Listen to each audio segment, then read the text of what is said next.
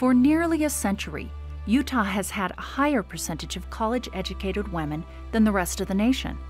However, in the past decade, we have slipped behind. Yet today we need more, not less, educated women to make families, communities, and Utah as stable and strong as possible. Utah Women in Education Project researchers have conducted in-depth research around the state to discover why more young women in Utah are not graduating from college.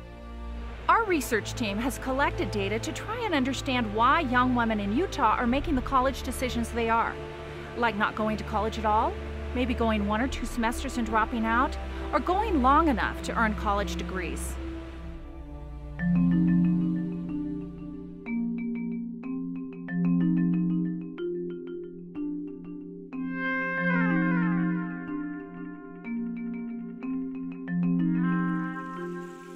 There's a popular saying that it takes a village to raise a child, and that's really true. All of us have a responsibility to help show young people how important it is to attend college by sharing our experiences and sharing the joy that we've had in attending college. It's all about conversation. We really need serious conversation with young people and not so young people about their future and what they do.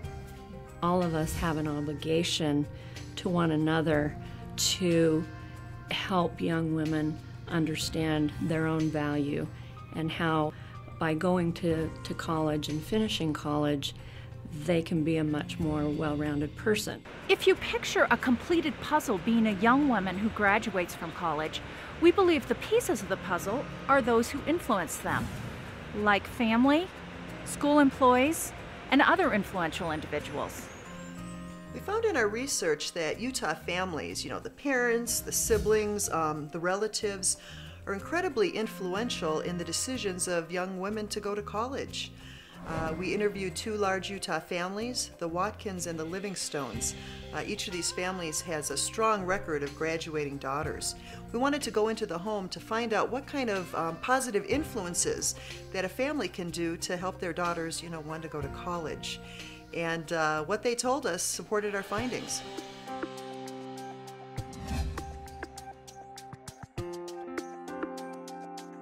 My dad is a wonderful man. He always would help us stretch our minds and bring up issues in the world and ask us questions, and our dinner table was often filled with the news and good things like that to keep our minds thinking and expanding. I've always noticed how much time he spends with us. Some fathers might be too busy, to spend time with their children, especially their young children. If he doesn't know the answer, then he'll go look it up. And he makes sure that we know the answer and where to find it, so we know how to access that information. Fixing wiring, my dad taught me all about voltmeters. And so we were in physics one day doing a little lab about electric circuits, and I was over here messing with the circuits and the voltmeters, and there were all these boys in my class who were like, "How did you know how to work that?" or "What does this mean?" And it was so great to know how to work a voltmeter because I was one of the only ones, so I could help everyone else. It's okay for girls to know about math and science and to be smart. It's a myth that young women can't excel in math and physics and science. I chose to study civil engineering, which is a field that's largely male-dominated. My influences were my dad. He has a civil engineering degree. That was really something that was influential, of course, in my decision, and probably gave me the confidence. Well, if my dad's a great physics person, my mom has always been good in chemistry and biology. My mom is a dietitian, and I am a dietitian as well, and she'd always clip out nutrition articles from the newspaper, which she still does. And so those were the things around, and I thought, that looks interesting, and so I would read them too. And eventually when I got to college, I decided that would be a fun thing to do after exploring a little bit. Well, I always read to children even when they were tiny babies, and reading out loud was always a ritual before bedtime. She's helped all of us a lot to learn to love to read, because that's how we learn and how we gain knowledge. It's a great support in our education as young children and also as adults. They're always teaching me things and helping me learn. and helping me know how to learn and how to find answers to questions. We're a family that we don't fly away to exotic vacations. We pack everybody up in the van and hook up the tent trailer and we go to the national parks. And so that involves a fair amount of driving, time together in the van. And so Maureen would buy these books with logic puzzles in them, and the kids would spend hours working through these logic puzzles. On our camping trips, we've learned a lot about, about places and history and things, but also just about how to take care of ourselves, how to do, outdoor cooking and hiking, backpacking, and that's been fun. Even just learning how to set up a tent. You would be shocked to know how many people have no idea how to set up a tent. In our home, we've always tried to have an environment of open inquiry and open discussion. I think it's important for young children to be able to have opinions, and so we've always tried to hear them out. Sometimes we'll have some fairly lively discussions in our home, and it's okay to have differences of opinion, but I think it's important in that maturation process for young people to know that they can stand up and articulate what they think is important to them.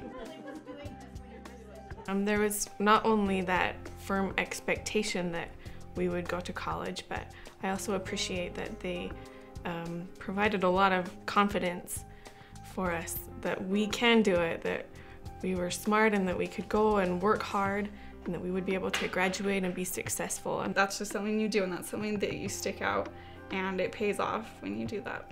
When I think about all the women who I admire, grandmas, neighbors, teachers, the women who I admire most have college degrees. When I think of the kind of person I want to be, it's a person who has that college education, like these role models. We've also wanted our daughters to marry and have families. That's important to us also. But we think they're better mothers with a college degree. Anymore, it's a rare woman that doesn't go to work at some point in her life. With a college education, it makes you much more marketable. A woman could be in a situation where she never has to work, but even in those situations, she might want to volunteer and contribute to society in some way that she wouldn't be able to otherwise. And a college education helps facilitate that greatly. When you have a degree, you can look every other adult in the world in the eye and you know that there's nothing they have done that you cannot do too.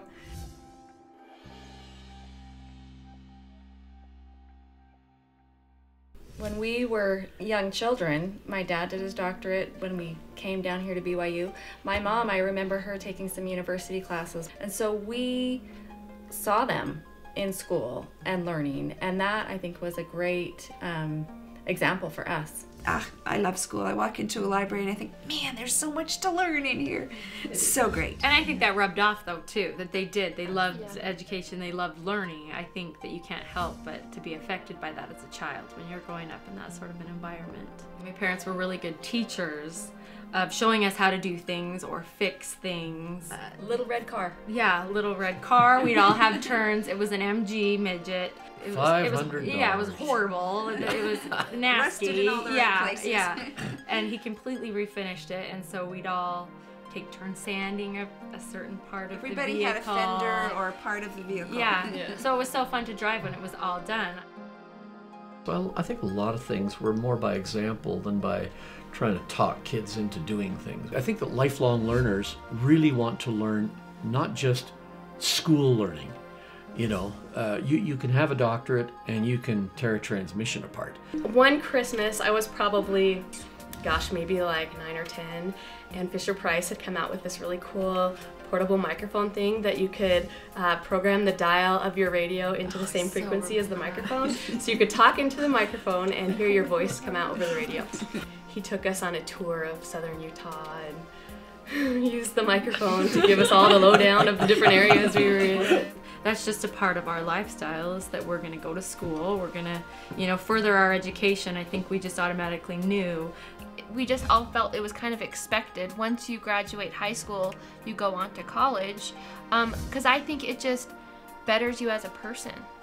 I think they were just as excited as I was to, get registered, get my housing, see who some of my roommates were gonna be. I had my first bank account with my own checks, and she taught me how to balance my checkbook. And they talked to us extensively about this is what we make and this is what we spend, and what can we do together as a family to be better with our money. It wasn't just mom and dad in the finances, it was all of us in the finances. I remember mom and dad saying, we will either pay for your first year of college But then I chose, they paid half for 2 years, half tuition at BYU. I was able to graduate in 4 years without any student loans, and that was huge for me. I really think for young women now, don't underestimate yourself. You can do it. You can have the kids. You can go to school. You can have a husband, and you can be successful. Education has been more about life and application to me than either getting a job or anything else. My feeling is, boy, you better go after what you like. You better like what you go after. And if you do, life will be very good. Whether young women are going to marry, going to have children, or going to marry, not have children, or not going to marry, or whatever, that the education prepares them for all of that. Mothers, fathers, guardians, siblings, and relatives can play a critical role in preparing young women to go to college. Another very influential group for young women are school employees, teachers, guidance counselors, administrators, and others. In my position as the superintendent of this new school district, I've tried to emphasize with all of our principals and all of our teachers that it is all of our jobs to encourage each individual student to aspire to post-secondary education. That begins with the teacher. It should continue with the guidance counselor. It should continue with the principal. It should continue with our district academic staff, and I should be a part of it too. I believe it is our duty to encourage kids to go on to post-high school education. For some students, that's a year and a certificate. For some, it's 2 years. For some, it's 4 and beyond. I am a first-generation college goer in my family, and I can tell you that it was a teacher and a guidance counselor that had the most impact upon me to make certain that I had confidence to take the most challenging courses offered at my school, but not just taking the most challenging courses, but helping you to prepare for college and letting you know that you can be whatever you want to be. Teachers are role models. Obviously, the teacher has a huge influence on young people. I mean, the teacher is the one who day in and day out has that direct contact with students. Teachers are influential in many, many ways. Most in ways they don't even recognize. I'd say a third grade teacher of mine really influenced me to go to college. I remember third grade, we went on a trip to Holy Names College, California. But just being able to go to a college campus, see college students was really exciting to me, and made me want to think, hey, I want to be here someday. I had a music teacher. She was such a great influence to me because she was very educated, and she understood why you should go to college, and she was just a great motivation to me. So I was lucky enough to have had some support, even outside of my parents, to have those 3 awesome teachers that really pushed me. My stats teacher in high school, she got the Utah Teacher of the Year at one point, and like one of our assignments was to literally sign up to take the ACT test. And if we couldn't afford it, to talk to her and she would help us figure something out. Counselors have a unique role in that they have one-on-one time with students. Very little, I admit, because they have so many students to take care of. But the idea is that this is the moment when a counselor can say, you can do anything you want and go anywhere you want. I believe that a strong guidance counselor is one of the best people you can have in your building. They do so much to work with individual students in looking at what their future is going to look like and helping them not just have a goal, but prepare to get to that goal. I had a counselor. It was Mrs. Huntington. She was fantastic. I always went to her when I had questions. She helped me through application processes. They really helped me navigate those things that my parents just didn't know how to navigate. And really inspired me to do better and to be better. It's the principal's responsibility to create an environment where every single employee has those high expectations for every single student. But I hope our principals aren't sitting there in their office at a computer all day. You know, I hope they're out in classrooms, in the hallway, in the lunchroom, on the football field, and I hope in every one of those settings they're asking that question. Where are you going to college? And if the answer is I don't know, following that up with, what can I do to help you think about that? That principal ought to be encouraging those conversations by the guidance counselors, by the teachers, by the PTA, by everybody in the school. In addition to families and influential people in the schools, We also found there are others who have and can be critical influences to help young women aspire to, prepare for, and then attend and graduate from college. Our research team also found out that young women who do graduate typically have other influential people in their lives that help them make these college decisions. And these people can be family friends, neighbors, church leaders and other church members, people that they work with, their employers, and other groups that they belong to in the community. And one of our interesting findings was that women who do have a significant other people in their lives to talk to are much more likely to attend college. We have found that it truly takes a village or community to positively influence young women in Utah to get to and through college. Through more positive encouragement and assistance from family, school employees, and others, we can increase the number of young women in Utah who attend and graduate from college, so they will be prepared to contribute more effectively in their homes, communities, workplaces, and beyond. The most powerful influences on a young woman's college decision are the people around her. Let's reach out, let's step up, and let's make a difference in the lives of the girls and women of Utah.